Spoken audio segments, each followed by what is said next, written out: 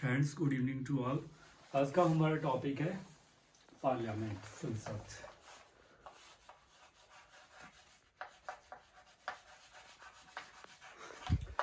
I will give brief introduction about parliament but in Hindi. संसद जो होती है, मैंने पहले भी बताया था, संसद के 3 पार्ट होते हैं: प्रेसिडेंट, राष्ट्रपति, लोकसभा और राज्यसभा। ठीक है, तो ये चीजें हो गई थी। प्रेसिडेंट भी हो गया था और लोकसभा भी हो गया था, राज्यसभा भी हो गया था।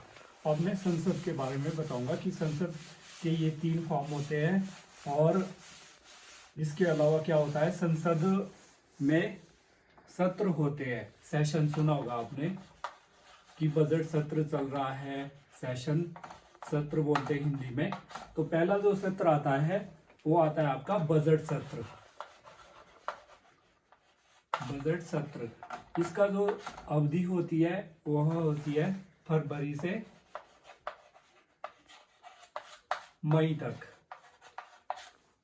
इसमें क्या होता है कि बजट सत्र में इसमें जो रेल बजट होता है और जो दूसरा बजट है ये पेश किए जाते हैं फरवरी में।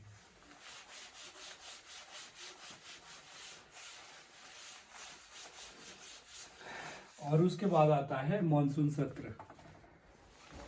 मॉनसून सत्र जो होता है, मॉनसून सत्र में क्या होता है, ये सत्र होता है आपका जुलाई से अगस्त तक चलता है। फिर इसके बाद एक आता है तीसरा सत्र, शीतकालीन सत्र। ये चलता है नवंबर से लेकर दिसंबर तक चलता है और ये सबसे छोटा, स्मॉलेस्ट सेशन होता है। स्मॉलेस्ट सेशन, सबसे छोटा सत्र कौन सा होता है? शीतकालीन सत्र होता है। इसमें ज्यादा काम नहीं होता है, बाकी में तो बजट पेश ही करते हैं। सबसे बड़ा सत्र होता है वो बजट सत्र होता है। और इसके बाद आपका क्या आता है, 3 टर्म आती है। एक होता है विघटन, सदन का विघटन आता है, विघटन होता है। फिर आता है सत्रावसान, फिर आता है स्थगन। ये चीजें हम डिस्कस करेंगे, ये बहुत जरूरी है। तो सबसे पहले आता है विघटन। विघटन जो होता है वो सिर्फ आपका लोकसभा का होता है, निम्न सदन का, क्योंकि राज्यसभा क्या है, स्थायी सदन है, इसलिए राज्यसभा का विघटन नहीं हो सकता है, भंग नहीं होती। लोकसभा का विघटन हो सकता है। यह 2 शर्तों पर होता है। एक, यदि इसका जो टाइम पीरियड है 5 साल का कार्यकाल है, लोकसभा का पूरा हो गया हो तो विघटित हो जाएगा, उसके बाद फिर से इलेक्शन हो गए। या जैसे आपातकाल लगा है उस समय इसकी जो कार्यावधि है वो बढ़ जाती है, क्योंकि उस दौरान इलेक्शन नहीं होते। फिर अगर आपातकाल हट गया फिर विघटन हो गया। तीसरा किस तरह से हो सकता है, यदि प्रधानमंत्री की सलाह पर जो है राष्ट्रपति इसको विघटित कर सकता है, वो आता है आर्टिकल 85 में। आर्टिकल 85 के अनुसार क्या कर सकते हैं, प्रेसिडेंट जो होता है इंडिया का, वो लोकसभा को विघटित कर सकता है। ओके, विघटन हो गया।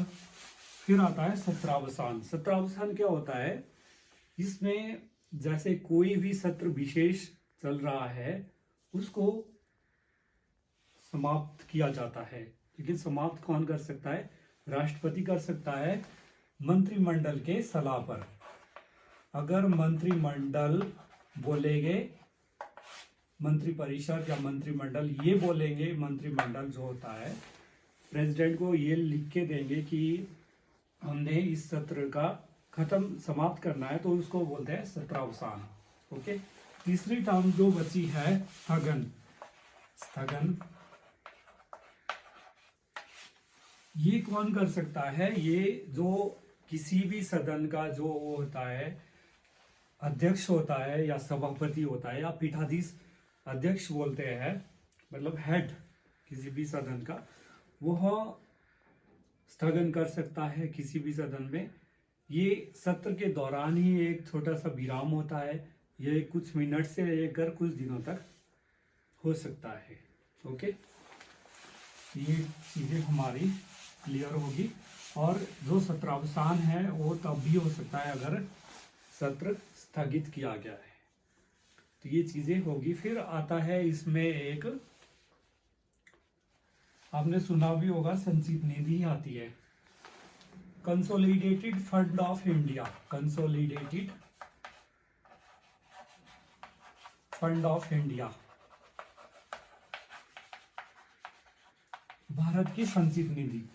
ये क्या होती है? यह जो संघ की जो रिवेन्यू होती है वो एक निधि में जमा होती है, जिसको क्या बोलते हैं? संचित निधि बोलते हैं। भारत की संचित निधि बोलते हैं इसको। और इसमें क्या होता है कि जो विधानमंडल है ये वह इसमें से धन निकाल सकता है विनियोग अधिनियम पारित करके। और जो कंसोलिडेटेड फंड ऑफ इंडिया यानी कि भारत की संचित निधि पर जो भारित व्यय होते हैं वह भी इसी में से निकाले जाते हैं। यदि हमारा संविधान है या संसद संचित निधि पर कोई भी व्यय भारित करे तो वो भी कंसोलिडेटेड फंड ऑफ इंडिया में से ही जाएगा। और जो हमारे राष्ट्रपति और उपराष्ट्रपति के वेतन और भत्ते हैं वो भी consolidated fund of India Bharat की संचित निधि से दिए जाते हैं। जितने भी हमारे सर्वोच्च न्यायालय के न्यायाधीश है, चाहे सर्वोच्च न्यायालय के मुख्य न्यायाधीश है, उच्च न्यायालय के जो न्यायाधीश है, उनके जो वेतन और भत्ते हैं वह भी भारत की संचित निधि से ही दिए जाते हैं। या नियंत्रण महालेखाकार है, उनका जो वेतन भी भारत की संचित निधि से दिया जाता है। और ये आता है आर्टिकल 266 266 में जो है इसका वर्णन है संचित निधि का। फिर आता है एक कॉन्टिजेंसी फंड, आकस्मिक निधि, आकस्मिक बोलते हैं हिंदी में, आकस्मिक यानी कि कॉन्टिजेंसी फंड। ये आता है आर्टिकल 267 में इसका वर्णन है। और ये जो आकस्मिक निधि है ये कब बनी थी? यह बनी थी 1950 में। ये जो होती है वो भारत की भी हो सकती है, संसद द्वारा भारत में भी ये निधि बनती है। और जो राज्य का विधानमंडल होता है वो राज्य को भी जो है आकस्मिक निधि यानी कि कॉन्टिजेंसी फंड बनाने की जो है शक्ति देता है। मतलब भारत की भी अलग से होगी, संसद बनाएगा, और जो राज्य की है वह विधानमंडल बनाएगा, और इसमें से जो है फंड विधानमंडल निकाल सकता है। ये हो गए हमारे। फिर आता है विधेयक। विधेयक जो होते हैं वो दो प्रकार के होते हैं। एक होता है साधारण विधेयक, साधारण विधेयक। फिर एक होता है धन विधेयक। ये साधारण विधेयक जो होता है वो आता है आर्टिकल या अनुच्छेद आर्टिकल 107 में। साधारण विधेयक जो होता है इसको आप किसी भी सदन में प्रस्तुत कर सकते हैं, चाहे उच्च सदन है, निम्न सदन है, लोकसभा है, चाहे राज्यसभा है। इसमें क्या होता है कि जो प्रस्तावित विधेयक है उसको क्या करते हैं, उसको सचिवालय भेजा जाता है, सदन के सचिवालय में। और जो उसका सदन का अध्यक्ष होता है वह क्या करता है, विधेयक पर मतदान करवाता है और डिस्कशन करवाता है, पूरी बातचीत करता है। और जब वह मतदान द्वारा पारित हो जाता है तो पारित हो जाता है। अगर सभी की सहमति हो तो बहुमत हो, मतलब पारित माना जाएगा उसको, और प्रस्तावित भी हो जाता है। फिर क्या होता है कि दूसरी बार 2 दिन बाद जो प्रस्तावक होता है वो फिर से उस विधेयक को सदन में लेकर चलता है, चर्चा होती है, और फिर विधेयक अगर पारित हो जाता है तो उसको ये माना जाता है कि दूसरी बार जो है ये प्रस्ताव या विधेयक पारित हो गया द्वितीय वाचन में। इसको द्वितीय वाचन बोलते हैं। अगर प्रथम वाचन में नहीं होता तो दोबारा उसको पेश किया जाता है 2 दिन के अंतराल के बाद, और इसको द्वितीय वाचन के साथ प्रस्तावित हुआ विधेयक माना जाता है।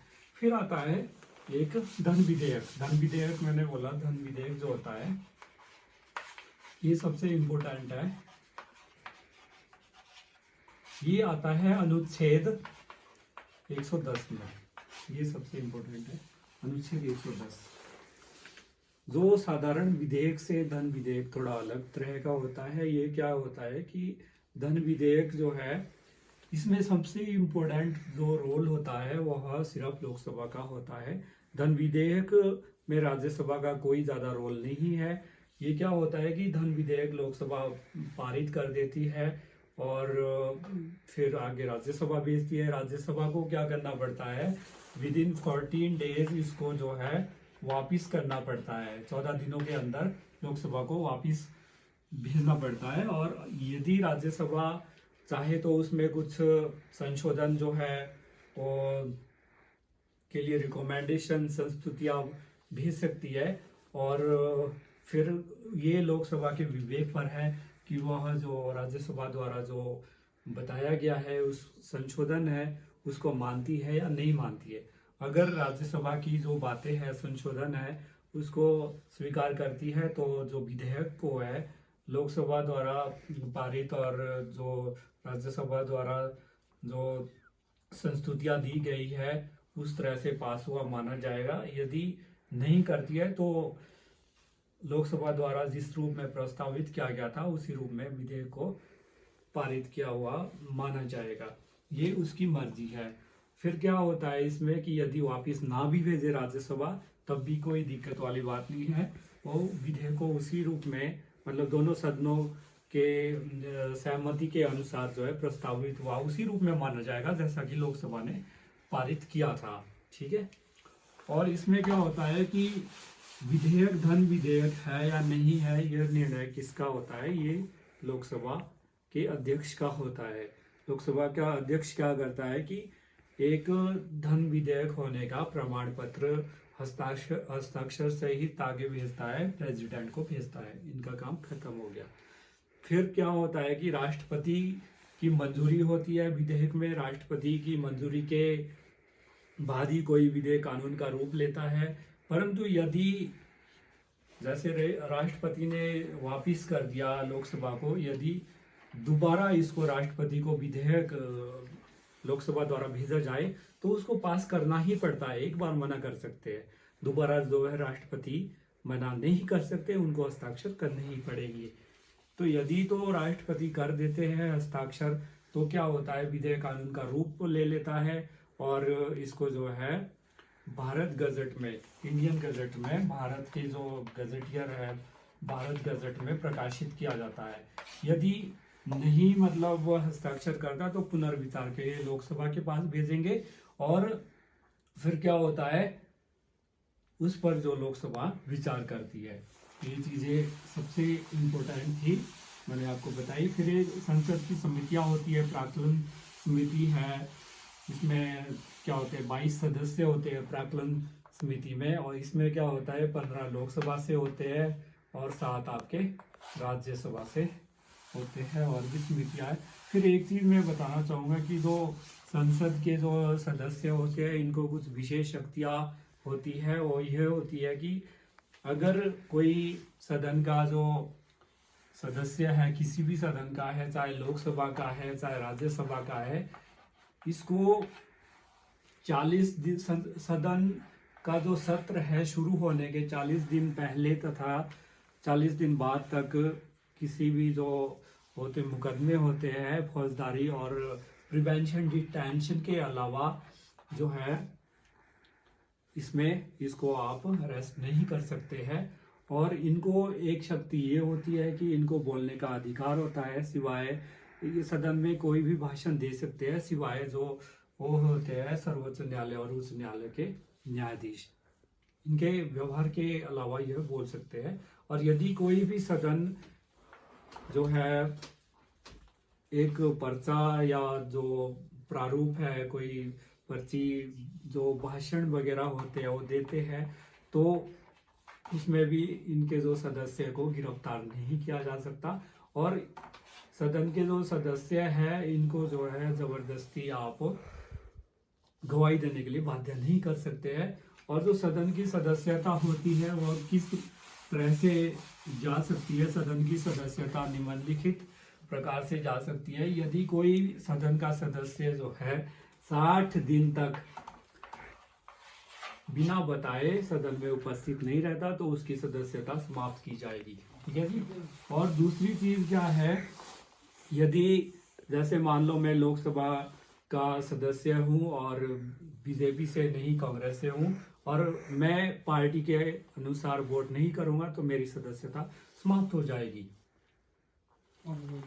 और फिर होता है कि यदि जो है मैं अपनी मर्जी से जिस पार्टी से मैंने इलेक्शन लड़ा है और सदस्य बना हूं, यदि मैं उस पार्टी को स्वेच्छा से त्याग पत्र देता हूं तो भी मेरी सदस्यता समाप्त हो जाएगी। तो गाइस आज के लिए इतना ही। Thank you.